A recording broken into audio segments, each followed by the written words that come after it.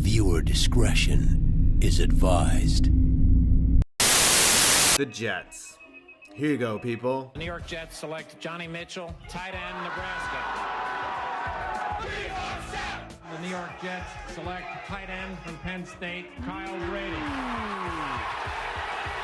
And this. New York Jets, Robert Wood Johnson IV. Woody Johnson has the last name Johnson, which if you just add another Johnson to it, you get Johnson and Johnson, and that's pretty easy to figure out where the money came from. Baby powder and Dick Cream bought the butt fumble. Also, his name is Woody Johnson.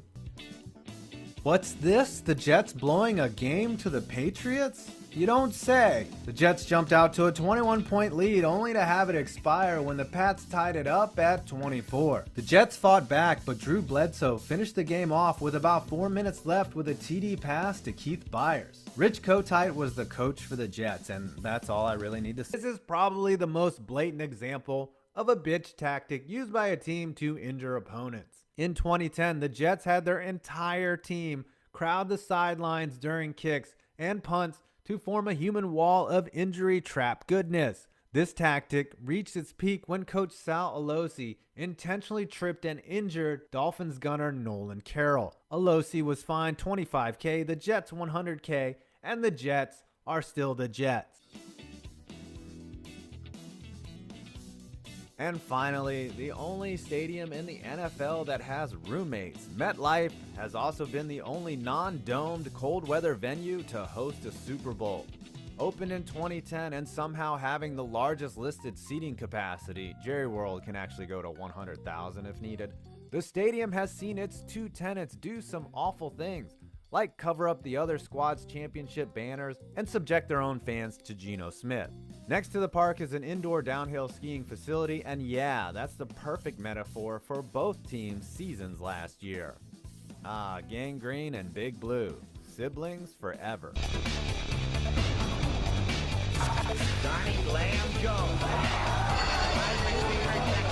I think it's a good selection, but a very surprising one.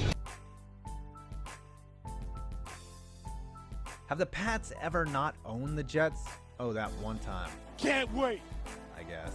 Steve Grogan absolutely went off this game, throwing 5 TDs in 3 quarters and then enjoying his afternoon off as his team laid a 56-3 shellacking on the Jets. Harold Jackson caught 3 of those TDs.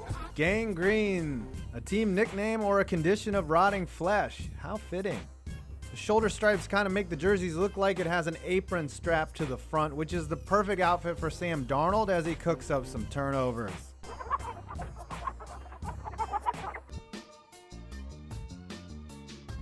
Hiring Rex Ryan wasn't a terrible move, but one thing that didn't work out for Gang Green was Sexy Rexy's mouth, for his braggadocious nature and swagger got him to indiscriminately clap his gums more than once with a fully guaranteed Super Bowl win.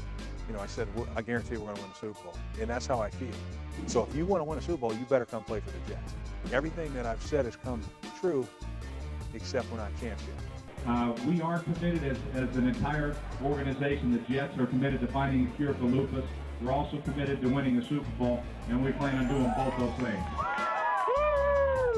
Did you realize that you were starting Mark Sanchez? I guess you could say he stuck his foot in his mouth. Update, the Jets didn't win a Super Bowl, and Todd Bowles is now your coach. NFL teams do not have mascots. That's the New York Giants, New York Jets, Green Bay Packers, Washington Redskins, and the LA Chargers. So fans of those teams, you are spared the derision. First of all, we need an actual jet to represent this team, and let's load it up with passengers. There's Kyle Brady, D. Milliner, Mark Sanchez, and Blair Thomas. Okay, take off and fly, and here's Warren Sapp waving goodbye to you while Le'Veon's raps play in the background. I don't even need to compare you to the other fan bases. You are 100% the saltiest in all of the NFL. No other fan has to not only endure their team stalling like a plane that lost engine power in the postseason, but also having to be repeatedly beat on by New England, the Dolphins, and the Bills too. What makes you salty isn't just your sorrow, it's how public you make it, how you've become the punchline of every joke, how you could somehow grab the headlines as the biggest tire fire in New York, while the G-men were throwing barrels of gasoline onto theirs. Your coach is already a meme. You signed Le'Veon Bell. You took Geno Smith in the first round. You have whiffed on more draft picks than Aaron Judge biting on sliders. Congratulations, Jet fan. You are saltier than all of the planet's oceans combined. Hey, at least you won something. Well, naturally, I'm gonna get a lot of hate down in the comments, which will, of course, prove my point. But hey, it's NFL season, baby. You had both Parcells and Belichick, and you still messed that up. You fired your GM after he signed Le'Veon Bell when your coach was against it. You passed on Marino, but really the most triggering thing I can say to you is Joe Namath was overrated. I want to kiss you. I couldn't care less about the team struggling. You'll cite stats and say, but fumble.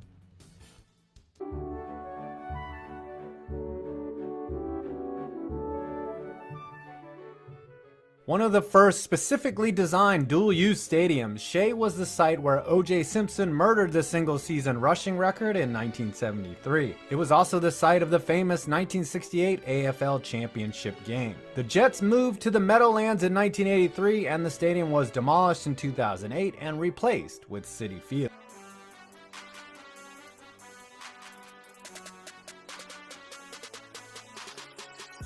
Opened in 1976, Giants Stadium hosted over 364 NFL games. In 1984, the New York Jets became roommates with the Giants. Also known as the Meadowlands, it became the first major stadium in New Jersey. An urban legend stating that Jimmy Hoffa was buried in the end zone was completely debunked when the stadium was demolished in 2010, as it is now the parking lot for the nearby MetLife Stadium, the NFL's newest factory of sadness.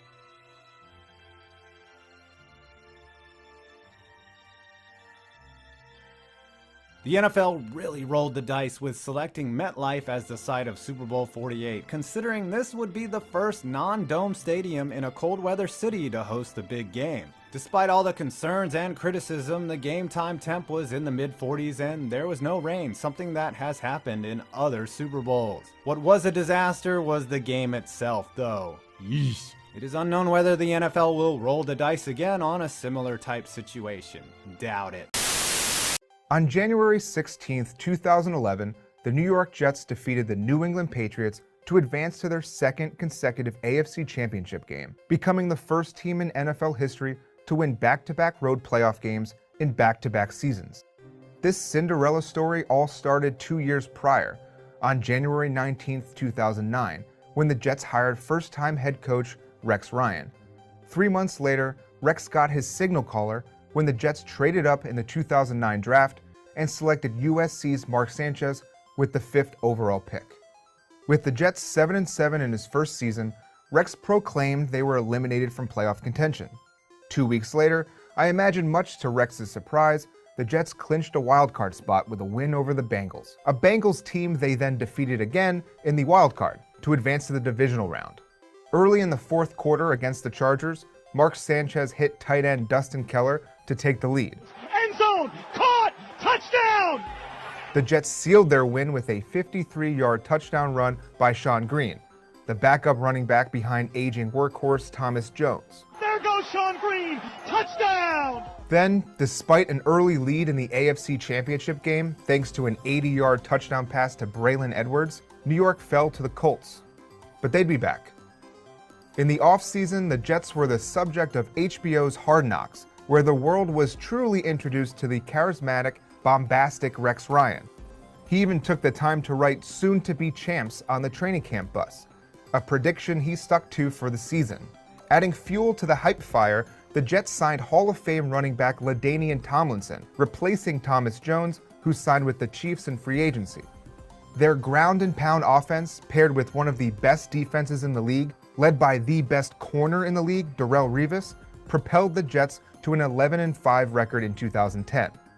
A game-winning field goal by Nick Folk as time expired in the wild card sent the Jets to Foxborough to face the Patriots in the divisional round. A touchdown pass in the corner of the end zone to Santonio Holmes and a 16-yard touchdown run by Sean Green helped the Jets secure a 28-21 win and a date with the Pittsburgh Steelers in the AFC Championship game. This team surprised everyone the last couple years, and they were hell-bent on making their first Super Bowl appearance since 1969.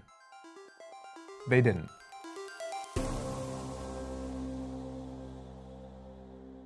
The AFC Championship was immediately terrible for New York. Rex Ryan deferred after winning the coin toss and handed the ball to Ben Roethlisberger, who led Pittsburgh down the field on a 9-minute drive that ended with a 7-0 lead for the Steelers. This Mark Sanchez sack fumble gave Pittsburgh a 24-0 lead in the waning minutes of the first half, all but drowning the hopes and dreams of a fan base married to the physical embodiment of disappointment. The Jets did their best to make it a game. They scored 19 unanswered points and held the Steelers scoreless in the second half, but the hole was too big to climb out of. Rex Ryan's crew was headed home without a ticket to the big game. In the offseason, Braylon Edwards, the team leader in receiving yards and touchdowns, left in free agency. To shore up their passing attack, New York signed Plaxico Burress, who was making his NFL comeback following a self-shooting incident at a nightclub in 2008. Burress proved to be a very solid addition to the team and contributed immediately, scoring in the team's first game of the season en route to a win over the Cowboys. But even though most starters returned in 2011, this was not the same team. With LaDainian Tomlinson in the twilight of his career, Sean Green was handed starting running back duties. He played well, but in no way did he make up for Tomlinson's now limited usage. With the two-headed running back attack now a 1.5-headed ground game, the Jets had to place more on the shoulders of their third-year quarterback. They shouldn't have.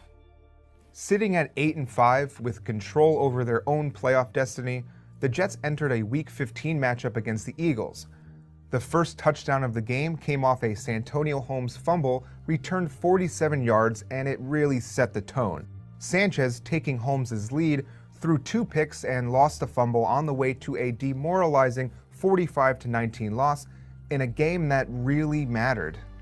The following week, Sanchez had a bit of deja vu and once again threw 2 interceptions and lost a fumble, this time against a Giants team also playing for their playoff hopes.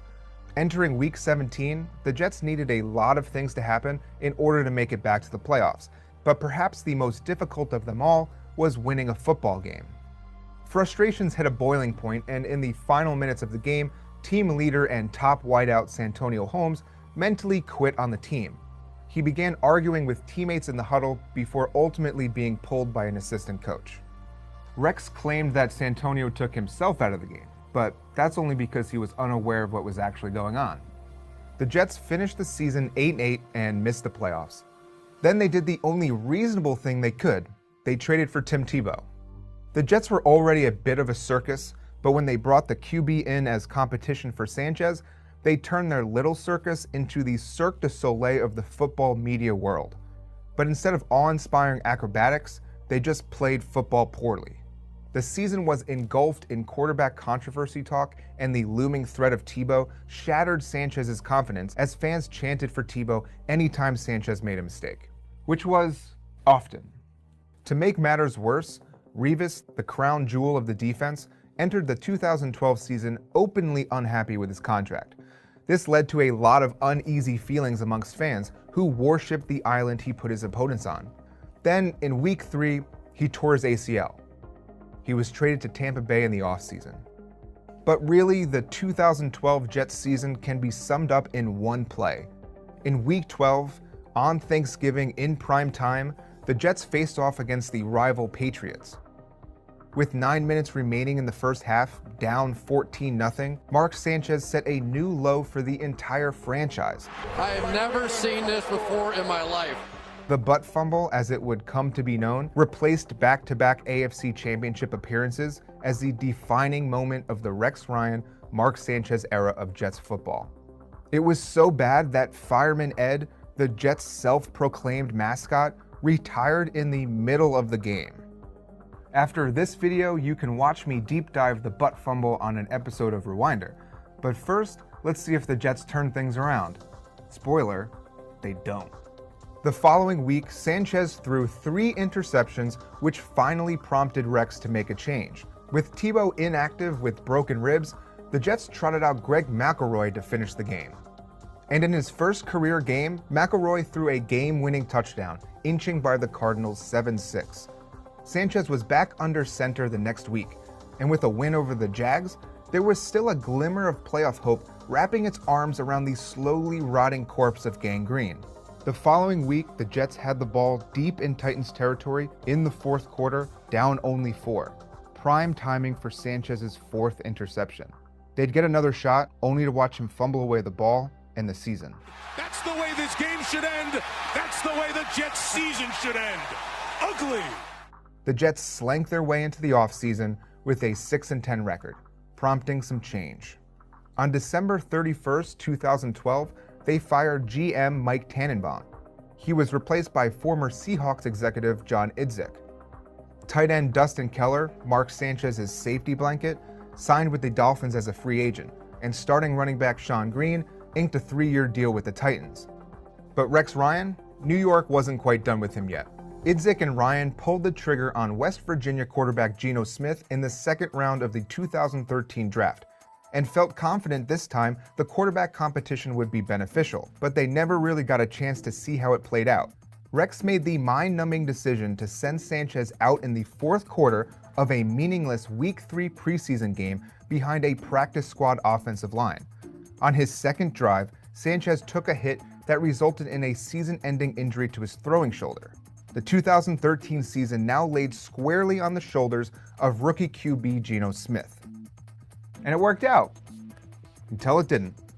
Running back Chris Ivory, signed in the offseason, breathed life back into the Jets' ground game alongside 2011 draft pick and emerging talent Bilal Powell. With a rejuvenated running game and a solid defense, the Jets showed flashes of promise. Following a win over the Saints, the Jets entered their bye week with a 5-4 record. Fans once again felt the gentle embrace of hope, but the smartest among them knew what would come next. They lost their next 3 games as Geno Smith threw 6 interceptions and 0 touchdowns. The last of this 3-game stretch was a Week 13 matchup against the Dolphins in which Smith was benched for Matt Sims. Smith exited the game with a passer rating of 8.3. That's bad, but it could be worse. Smith had trouble putting 2 consecutive good games together, and his up-and-down performance led to an up-and-down season for the Jets. They were eliminated from playoff contention following a Week 15 loss to the Panthers and once again finished the season 8-8. Santonio Holmes, who missed most of the 2012 season with a Lisfranc fracture, returned in 2013 with lackluster results. He was released in March of 2014. March also brought an end to an era.